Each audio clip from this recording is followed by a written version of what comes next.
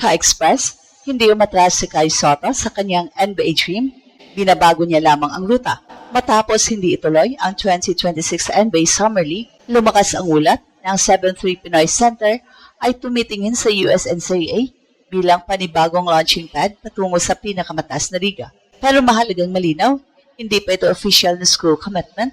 Ayon sa pinakahuling report, kailangan muna niyang makakuha ng professional participation at amateurism reinstatement waiver dahil naglaro na siya bilang professional mula 2020. At kapag maaprubahan, maaari siya makapaglaro sa isang Division I program at posibleng makinabang sa NIL opportunities. Kaya ito ang tunay na ibig sabihin na all-in sa NBA reset. Hindi ito simpleng pagbalik sa eskwela.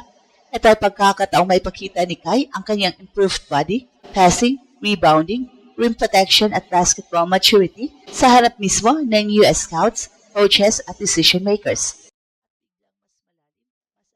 Sa social media, madalas na kumalat ang NCAA angle, pero ang mga source ay wala pang official na paaralan at final eligibility clearance na inanunsyo. Kasabay nito, papalapit ang napakahalagang laban ng Gilas Pilipinas kontra Jordan sa August 28 sa Mall of Asia Arena matapos dalhin ang first round results sa second round. Bawat laro ay may direktang epekto sa World Cup qualification. Malaking tanong ngayon, makakasama ba si Kai? Uuunahin niya ang NCAA process at NBA reset? Well, alamin natin kung bakit maaring ito na ang pinaka-importante. Ito na ang pinaka-importanting career decision ni Kai at bakit ang Jordan matchup ay isang matinding pasulit sa Gilas frontcourt. Ito ang dalawang landas na parehong mahalaga, ang personal NBA dream ni Kai at ang laban ng bayan para sa World Cup. Ang USNCAA option ni Kai ay hindi ordinaryong career move, isa itong strategic reset. Nung mas bata siya, may scholarship interest mula sa mga kilalang Division I programs, pero pinili ni Kai na dumaan sa professional route. Sumabak siya sa G League Ignite setup, pagkatapos ay naglaro sa Australia at Japan. Hindi naging diretso ang biyahe, pero nakakuha siya ng karanasang hindi makukuha ng karaniwang college prospect. Nakaharap niya ang mas matatanda, mas malalakas at mas physical na professional players. So ngayon ang tanong ay hindi kung babalik ba siya sa dating Kai Sotto. Ang tanong ay kung paano niya magagamit ang lahat ng professional experience para ipakilala ang isang bagong version ng kanyang sarili sa US basketball. Sa NCAA, mas madali siyang mapapanood ng regular NBA scouts, may structured schedule, national television exposure, advanced strength programs at malinaw na team role. Kung mapunta siya sa programang kailangan ng skilled 7-footer, maaari niyang ipakita na hindi lamang ang tangkad, kundi ang mobility, touch, passing, shot blocking at decision making na hinahanap sa modern big man. Pero may malaking hadlang dahil naglaro na si Kai professionally, kailangan niya ng NCAA amateurism reinstatement waiver. So ibig sabihin, hindi sapat ang kagustuhan ng isang school o coach, kailangan ding aprubahan ng NCAA ang kanyang eligibility.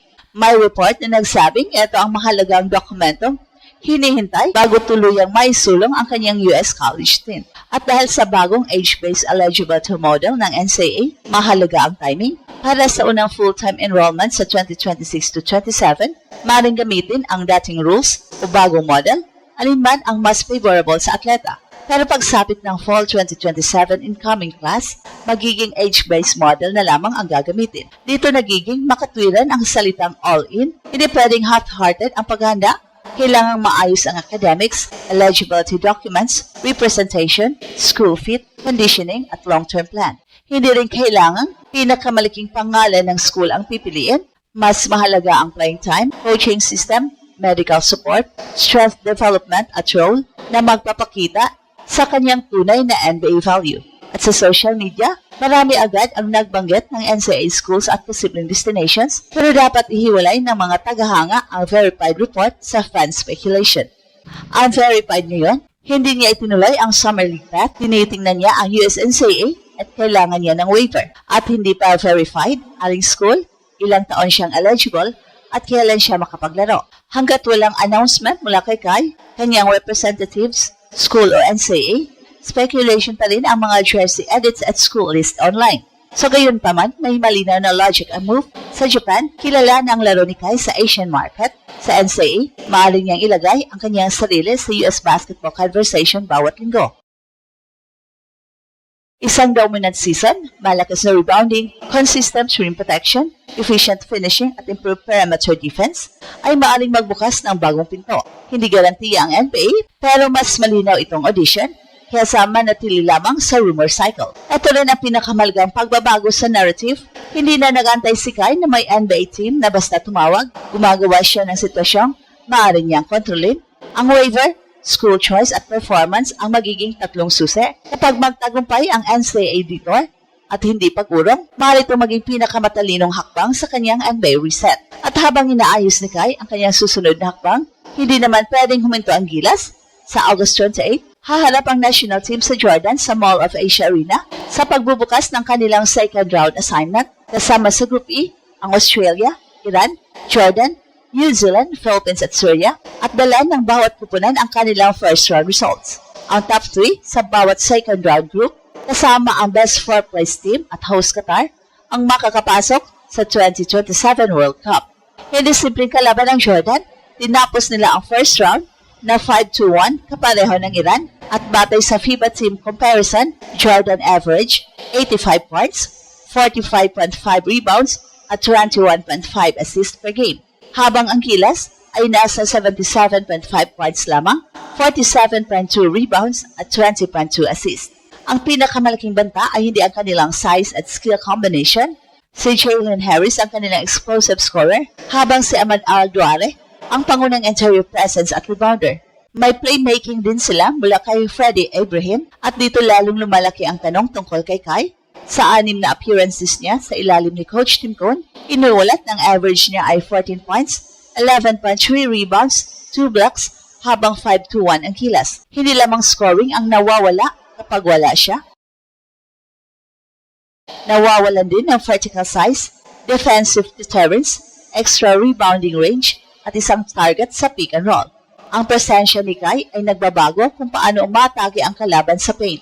Hindi rin pwedeng nakatali ang buong plano ng Gilas sa isang hindi pa kumpirmadong availability. Sinabi ni Coach Tim na susuportahan ng national team ang NBA pursuit ni Kai at hindi ito hahadlangan. Nagbabala rin siya na kapag pumasok si Kai sa NCAA, maaring mahirapan siyang sumali sa FIBA windows dahil hindi humihinto ang US college season para sa international qualifiers. Kung wala si Kai kontra Jordan, kailangan ng Gilas ng collective answer, kailangang mas physical, si Jumer Fajardo at iba pang bigs, mas agresibo sa rebounding ang wings at mas disiplinado ang guard sa pagpili ng penetration.